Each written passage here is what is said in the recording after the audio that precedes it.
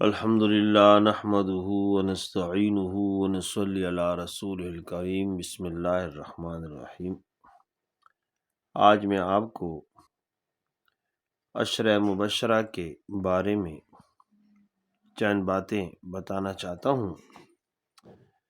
مبارک ہیں وہ پاک باز ہستیاں جنہیں رسول برحق صلی اللہ علیہ وآلہ وسلم نے ان کی مبارک زندگیوں میں ہی جنت کی بشارت دے کر ان کو جنتی بنا ڈالا۔ غور کریں ان کا کیا مقام ہے، کیا عزت تھی، کیا وقار تھا کہ اللہ کے محبوب صلی اللہ علیہ وسلم نے انہیں قبل از وقت جنت کی بشارت سے نواز دیا۔ عشرہ مبشرہ ان 10 خوش قسمت اصحاب رسول کو کہا جاتا ہے جو زندگی ہی میں جنت کے حقدار پائے۔ جن دنوں رسول اللہ صلی اللہ علیہ وآلہ وسلم نے اعلان نبوت فرمایا، ان دنوں ہر طرف جہالت کی تاریکی پھیلی ہوئی تھی۔ لوگ شرک و بت پرستی سے آلودہ تھے۔ اللہ کا نام کہیں بھی نہ لیا جاتا تھا۔ بتوں کے نام پر قربانیاں دی جاتی تھیں، چڑھاوے چڑھائے جاتے تھے، ان کی عبادت کی جاتی تھی۔ غرض کہ پورا معاشرہ ظلم و جہالت میں مبتلا تھا۔ حق کی آواز کہیں بھی نہ تھی۔ معاشرتی برائیوں کا دور دورہ تھا۔ کسی کی عزت و عصمت محفوظ نہ تھی۔ زبردست زیر دست کو دبائے رکھتا تھا۔ فحاشی و زناکاری عام تھی۔ جھوٹ کا بازار گرم تھا۔ سود عام تھا۔ شراب نوشی فخر کا باعث سمجھی جاتی تھی۔ عورتوں کا کوئی مقام اور حیثیت نہ تھی، وہ محض تفریح کا ایک ذریعہ تھیں۔ بیٹیوں کو حقارت کی نگاہ سے دیکھا جاتا تھا اور انہیں زندہ درگور کر دیا جاتا تھا۔ کون سی برائی تھی جو اس معاشرے میں موجود نہ تھی؟ ایسے میں نور کی کرن طلوع ہوئی جس نے سارے معاشرے کو منور کر کے رکھ دیا۔ جو حق نواز روحیں تھیں وہ نور کی اس کرن کی طرف کھینچی چلی آئیں۔ انہوں نے دولت اسلام سے جولیاں بھر لیں۔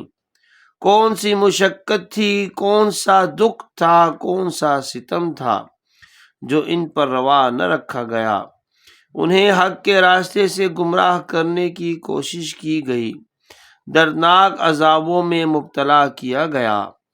آباء و اجداد کا دین ترک کرنے پر کون سی اذیت تھی جو انہیں نہ دی گئی۔ ان کا معاشی مقاطعہ کیا گیا، راہ زیست ان پر بند کر دیا گیا، انہیں اپنا وطن چھوڑنے پر مجبور کر دیا گیا۔ مگر آفرین صد آفرین دین حق کے یہ متوالے، شمع رسالت کے یہ پروانے حق کی خاطر کٹ مرنے پر تیار ہو گئے۔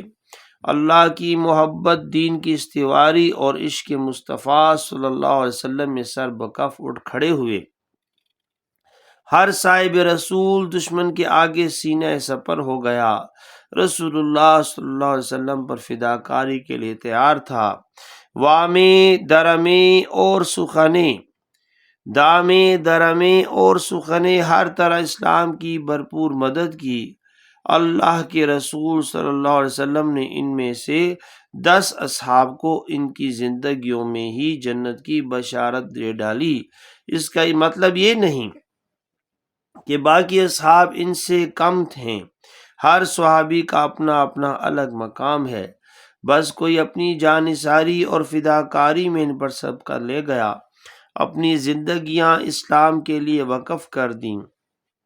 حضرت بکر صدیق رضی اللہ عنہ نے مردوں میں سے سب سے پہلے اسلام پر لبیک کہا، اپنا مال اسلام کے لیے وقف کر دیا، لوگوں کو اسلام کی دعوت دی، اور پھر دیکھتے ہی دیکھتے ان کی دعوت پر لوگ رفتہ رفتہ اسلام کی طرف راغب ہونے لگے، اسلام قبول کرنے لگے۔ آپ رضی اللہ عنہ نے 20 مسلمان غلاموں کو ان کے مشرک آقاؤں سے خرید کر آزاد کیا۔ حضرت سعد بن ابی وقاص رضی اللہ عنہ نے اپنی تیر اندازی سے رسول اللہ صلی اللہ علیہ وسلم کا دل موہ لیا۔ کسی صحابی نے اپنی بہادری اور شجاعت کا سکہ جمایا، کسی نے فداکاری میں انتہا کر دی۔ شمع حق کے یہ پروانے ایک دوسرے پر سبقت کرنے کی کوشش کرتے۔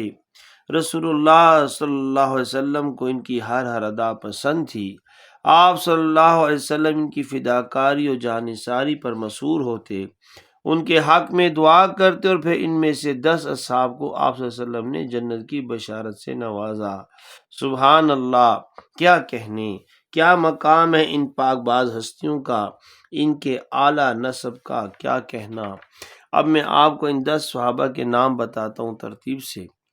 ان میں سے سب سے پہلے حضرت بکر صدیق رضی اللہ عنہ، دوسرے نمبر پہ حضرت عمر فاروق رضی اللہ عنہ، حضرت عثمان غنی رضی اللہ عنہ، حضرت علی بن ابی طالب رضی اللہ عنہ، حضرت طلحہ بن عبید اللہ رضی اللہ عنہ، حضرت سعید بن زید رضی اللہ عنہ، حضرت عبد الرحمن بن عوف رضی اللہ عنہ، حضرت سعد بن ابی وقاص رضی اللہ عنہ، حضرت زبیر بن عوام رضی اللہ عنہ، اور حضرت ابو عبیدہ بن جراح رضی اللہ عنہ۔